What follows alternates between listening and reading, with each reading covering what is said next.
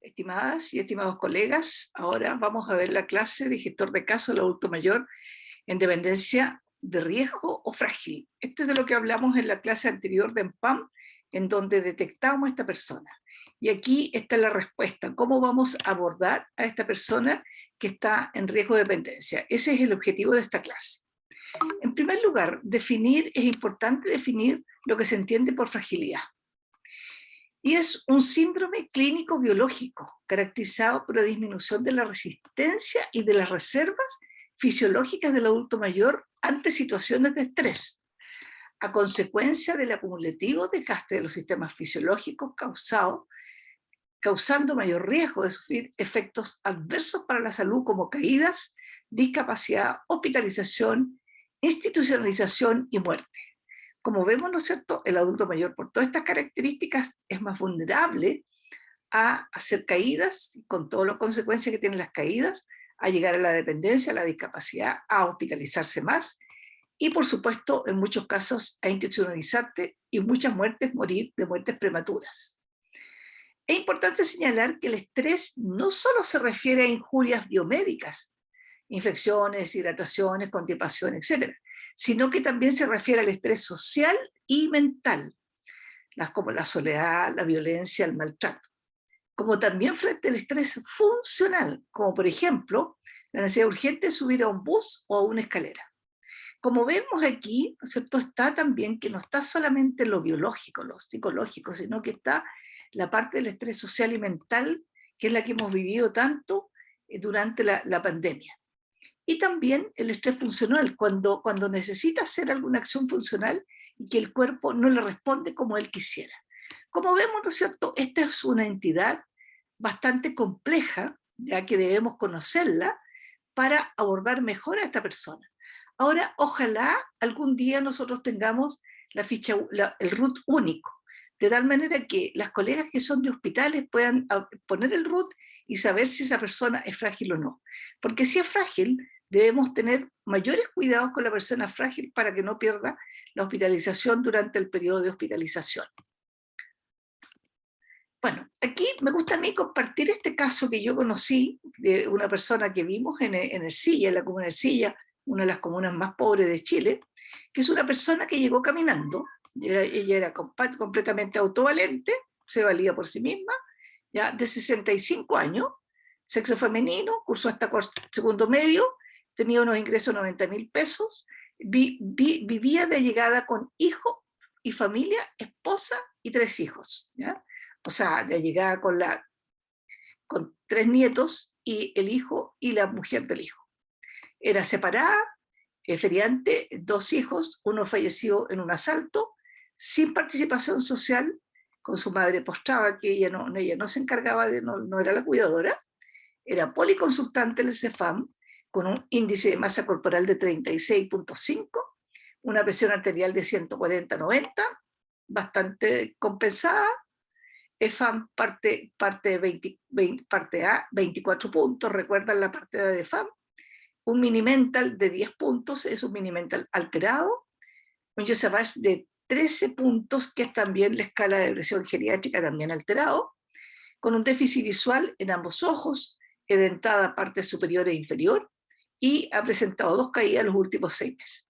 Como ven aquí, ¿no es cierto?, están los antecedentes de tipo social de esta persona y los antecedentes biológicos también, que los dos son bastante complejos. Y desde el punto de vista de las patologías, ella presenta asma, EPOC, tabaquismo activo, hospitalizada este año por neumonía, cardiopatía coronaria Angor crónico estable CF2, enfermedad severa de 3 vasos e indicación de bypass coronario, estenosis carótida izquierda, hospitalizada hace un mes por un edema pulmonar como secuela de una neumonía adquirida en la comunidad.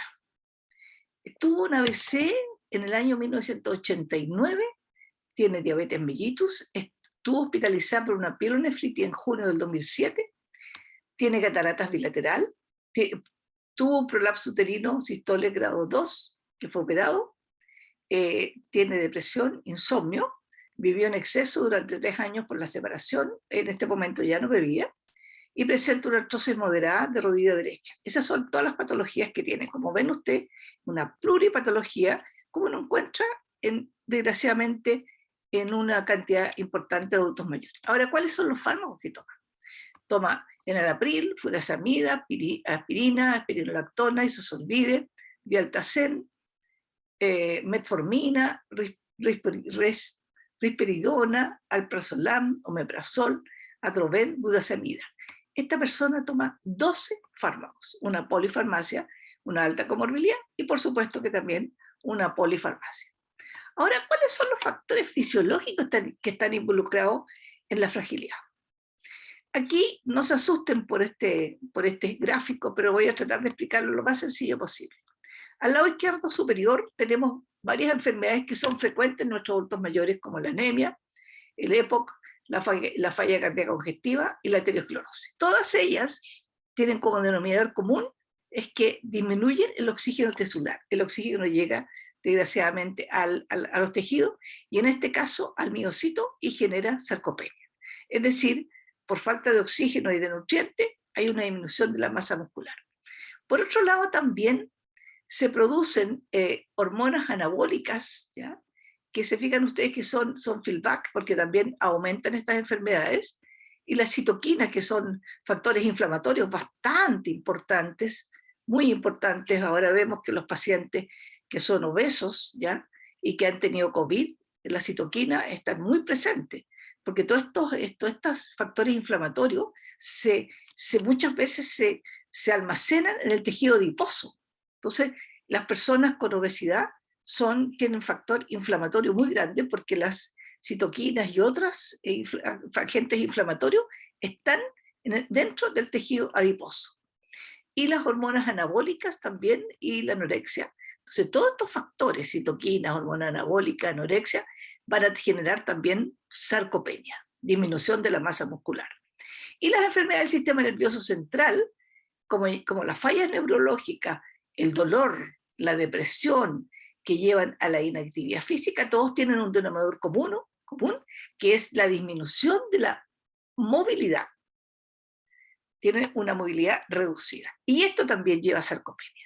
Como ven, todos estos factores influyen e impactan en la masa muscular, disminuyendo esa masa, sarcopenia. Y al haber sarcopenia, se genera la fragilidad y la disminución de la fuerza y la resistencia. Estos son los factores que están implicados entonces en la fragilidad, en factores fisiológicos y fisiopatológicos.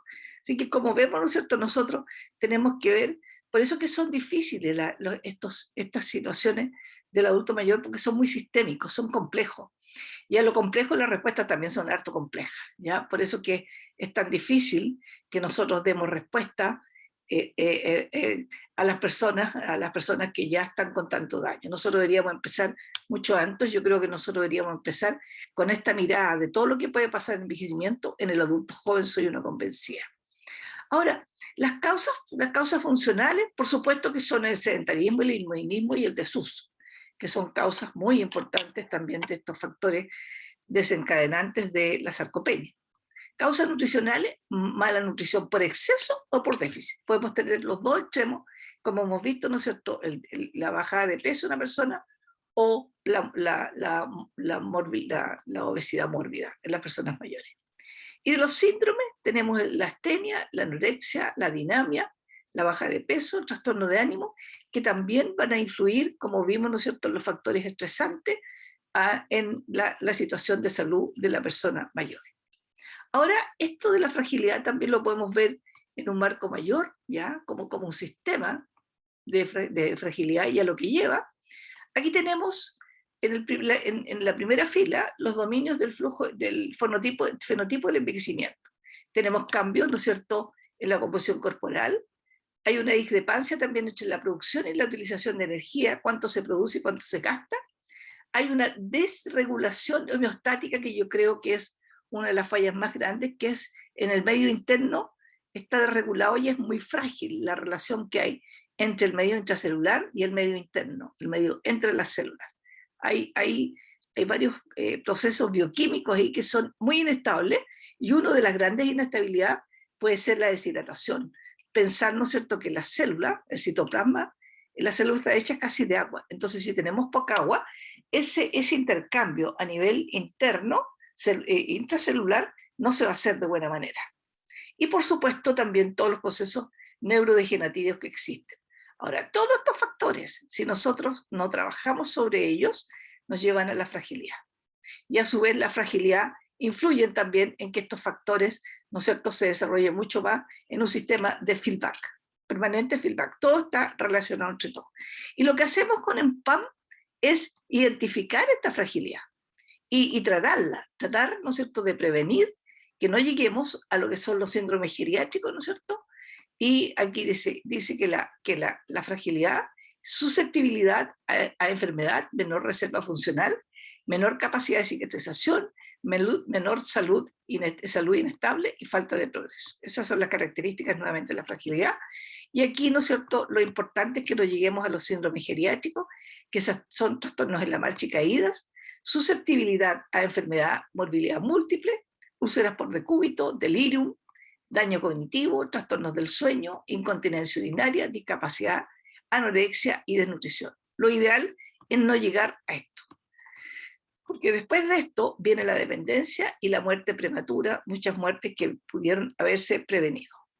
Bueno, ya les expliqué, ¿no es cierto?, el tema de la funcionalidad, y podemos ver, ¿no es cierto?, que lo que nosotros nos ocupa hoy día es el que está en riesgo de dependencia para efectos del gestor de caso. Y al haber este gestor de caso, va a trabajar para que estas personas no lleguen a la dependencia.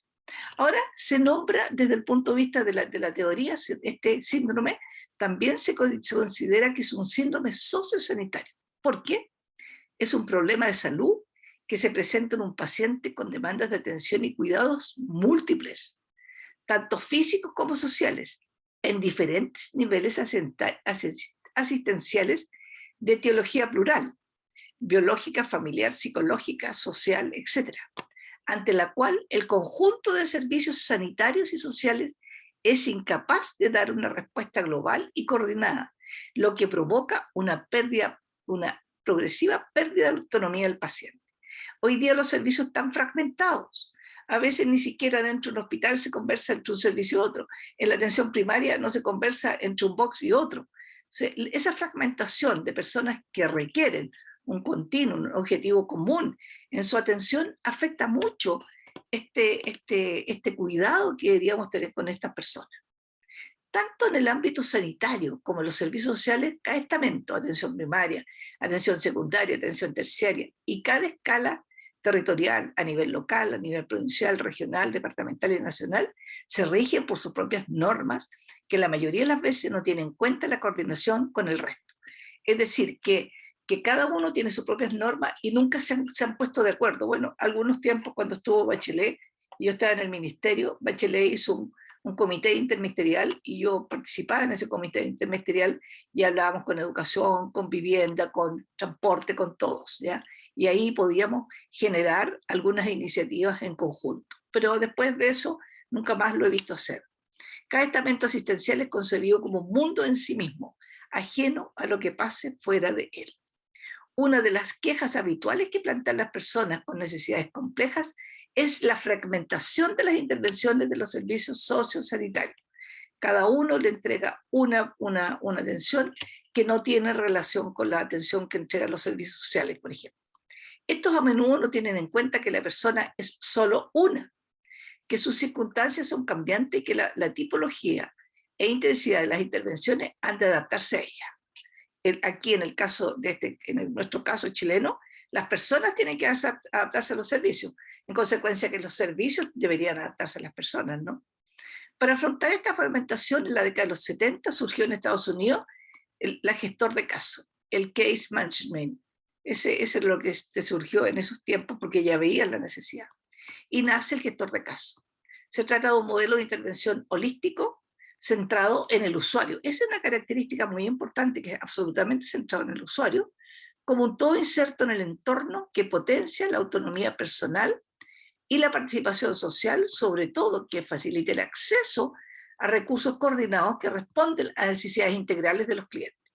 nosotros vemos como Departamento de Enfermería, en conjunto con el Hospital San José, con el Departamento de Hospital San José y la Escuela de Medicina de la Chile, hemos creado un gestor de caso de personas mayores con fractura de cadera que ingresan al Hospital San José con una colega que hizo ahí. Hicimos el trabajo de campo durante 2 años y demostramos que los costos, la satisfacción usuaria, la recuperación de la persona eran muchos, eran muy importantes cuando existía este gestor de caso. Este enfermero, que actualmente existe en el Hospital San José, llega una persona fracturada de cadera, él lo toma, lleva a la unidad de geriatría del hospital, lo evalúan en conjunto con urgencia, tratan de que sea pasado lo antes posible al servicio de traumatología, en donde de nuevo es evaluado entre el equipo de traumatología y de geriatría. Y ahí se toman las decisiones.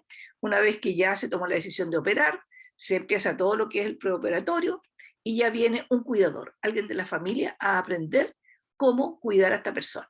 Se trata de que esté lo menos días en el hospital, se hacen todos los cuidados, se capacita a la cuidadora y cuando egresa, este gestor de caso hace hasta el seguimiento, hasta la atención primaria y los servicios sociales. Y lo sigue durante 3 meses. Y lo va insertando con toda la problemática que él tiene. Y la verdad es que la satisfacción usuaria, la disminución de los recursos es enorme, genera economía, ¿ya? Nosotros lo hemos presentado en investigación, lo presentaba en el ministerio iba a empezar por ahí, por a fines del 2019, y íbamos a empezar a capacitar, y el ministerio iba a empezar a crear cargos, pero con el tema de la pandemia todo quedó en nada. Así que tenemos que partir de cero. Ahora, la gestión de casos es un método para planificar, coordinar, implantar y evaluar la eficacia y eficiencia de los cuidados que se proporcionan al enfermo y a la familia. Tiene todos esos elementos. Planifica, coordina, implanta y evalúa la eficacia y eficiencia de los cuidados. Y en ese sentido hay una gran conciencia de que existe la eficacia y la eficiencia en los cuidados que se prestan. La esencia del método radica en que integra los principios de gestión al proceso clínico, con el objetivo de proporcionar cuidados de óptima calidad y en el momento oportuno. Ahora, podríamos decir cuáles son los elementos de esta gestión de casos, dicho en otros más simplificados: valoración e identificación de problemas, planificación, ejecución y coordinación de actividades y servicios, control a fin de asegurar que el paciente ve satisfechas sus múltiples necesidades de cuidado.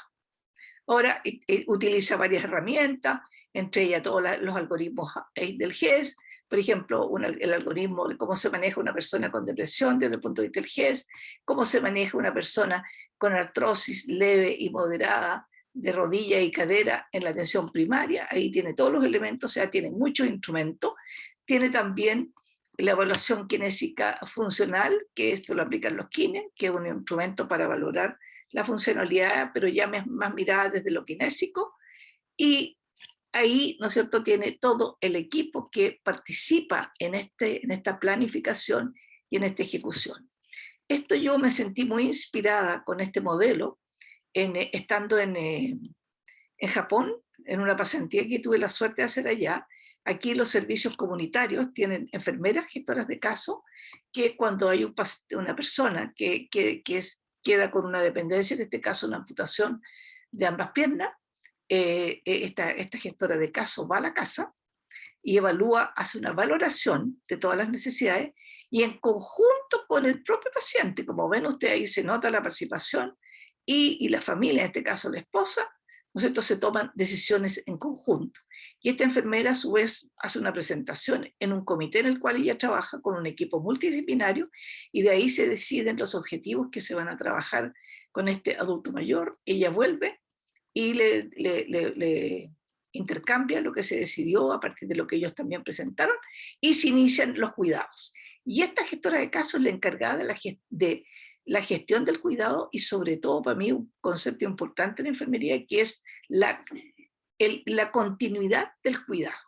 Ella va ahí se interrelaciona con otros servicios y asegura que, por ejemplo, si refiere un cuidador, va a haber un cuidador. Si requiere algún baño a domicilio, un baño a domicilio. Todas las necesidades que tenga la persona van a ser coordinadas, las respuestas van a ser coordinadas por esta enfermera gestora de casos.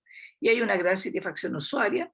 Y aquí se trata también de que hay una participación, una autonomía, mantener la autonomía de la persona. Yo soy una convencida que en la medida que uno tiene autonomía, que a uno lo toman en cuenta su opinión, uno tiene una mejor salud mental. Así que eso es lo que quería compartir con ustedes, colegas, y les agradezco vuestra atención en esta clase. Y eso era lo que queríamos hablar con ustedes.